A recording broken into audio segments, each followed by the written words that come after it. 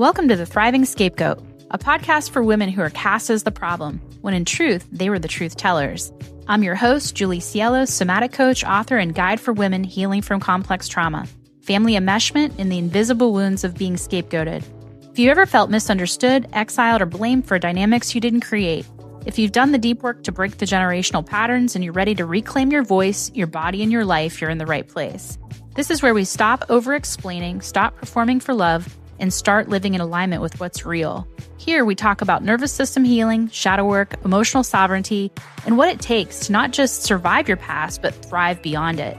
Because you were never too much. You were never the problem. You were the disruption to the dysfunction, and now you get to become the woman who rises because of it. Let's begin. Welcome back to The Thriving Scapegoat. So I've been wanting to record this episode for a while because I think that this question is underneath almost every conversation that I've had so far on the podcast. What actually heals? Not temporarily, not a distraction, not something that makes us more functional, not something that helps us look more healed online, but what actually heals the nervous system after complex trauma? Emotional abandonment, estrangement, perfectionism. Because if you're listening to this podcast, chances are you've already tried a lot of things. And maybe you've already done therapy. Maybe you've read every book on self-help imaginable. And maybe you've done the yoga, the meditation, the plant medicine, the breath work, the manifestation work, the TikTok trauma podcast, astrology, the supplements, the functional medicine. Maybe you've spent years trying to heal yourself. I know I did. So I want to say something carefully before I begin. I do not believe that most people are failing at healing. I think many people are attempting to heal while still fundamentally being disconnected from their own bodies. Because honestly, that changes everything.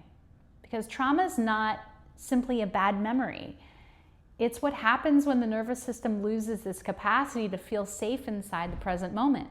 That's why you can leave the relationship, leave the family, the marriage, the addiction, the environment, and still feel unsafe.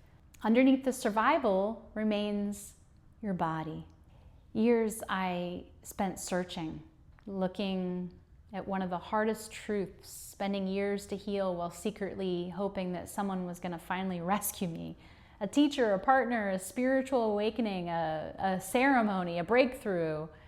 But honestly, that understanding, that longing, that deep, deep longing just was emotional, myself just wanting to be emotionally safe and whole.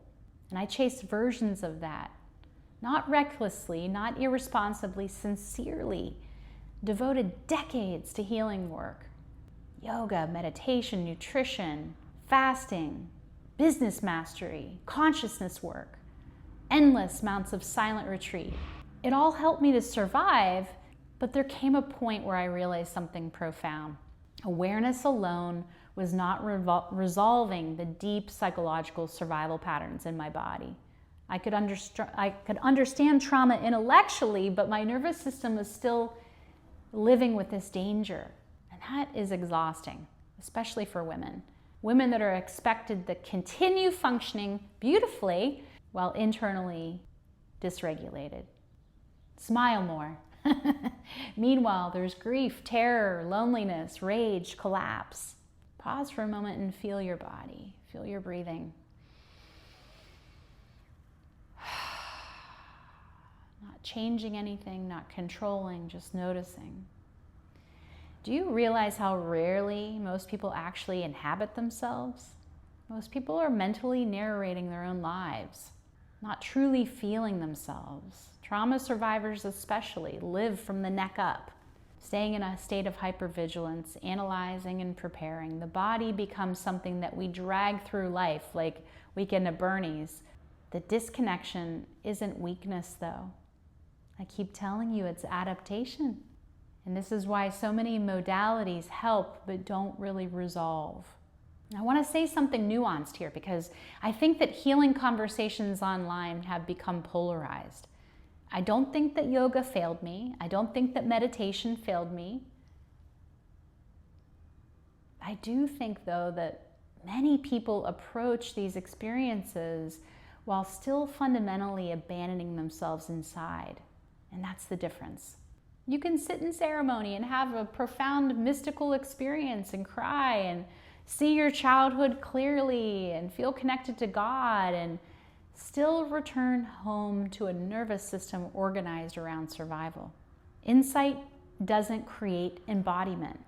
And that's why so many people become addicted to healing experiences themselves, searching for the next breakthrough, the next retreat, the next activation, the next download, the codes.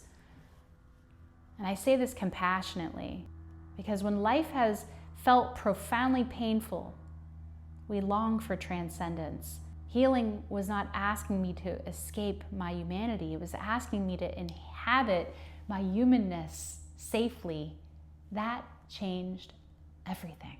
I also think that we need to talk honestly about plant medicine because it culturally has exploded and people are starving to feel.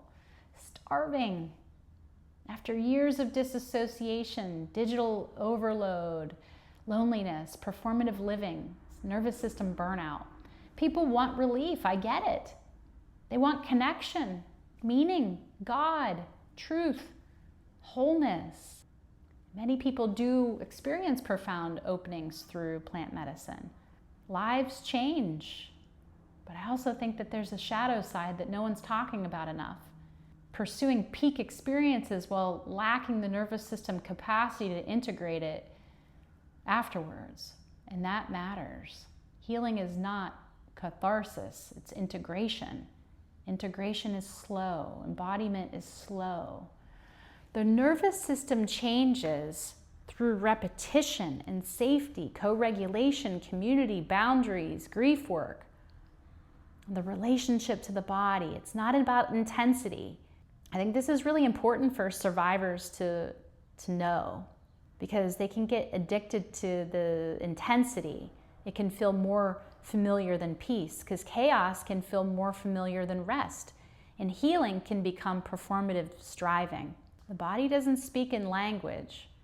That's one of the things that somatic experiencing really has taught me, that the body primarily communicates through sensation, impulse, tightening and opening, temperature, breath, movement, contraction, and stillness. But many people have lost contact with these signals entirely, especially scapegoats. Scapegoats become externally focused very early, reading the room, reading everyone's moods, scanning for danger, managing unpredictability. And that constant outward orientation disconnects us from our internal navigation. So they no longer know what they need or want. And this is why embodiment can feel terrifying. When disassociation softens, the body reveals something that was held underneath it all. Slowly, we begin grief. We realize grief and loneliness and longing are there. And this is why real healing requires compassion, not performance. The loneliness that happens after estrangement. I want to honestly speak about this because loneliness is one of the great unspoken epidemics of trauma recovery, especially after estrangement, especially for women in midlife who were taught to derive identity through caregiving and partnership and having a family role and performing. When those identities collapse, there can be an enormous amount of emptiness afterwards. And I think many women secretly feel ashamed of how lonely healing can become. I did. There were years after going no contact where I felt profoundly outside of society, that I no longer belonged in the world that I participated in. And honestly, there are moments where I wondered if healing had isolated me too much. But eventually I came to understand something, that loneliness is not always evidence that you made the wrong decision. Sometimes it's evidence that your nervous system is detoxing from relationships built around survival instead of truth. And that process takes time, far more than what people are willing to admit. Women abandon themselves in this phase because they become uncomfortable with the in-between. the void of the old identity and the authentic embodiment. That void is sacred. That is the nervous system slowly reorganizing. And that is what thriving actually is. We've been sold a very disoriented image of thriving.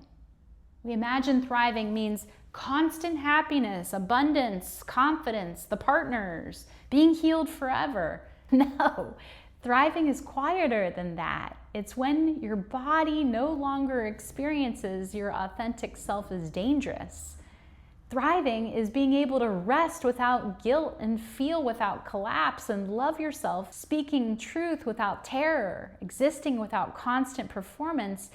Thriving is not perfection, it's congruence. And this is what seasonal somatics is all about.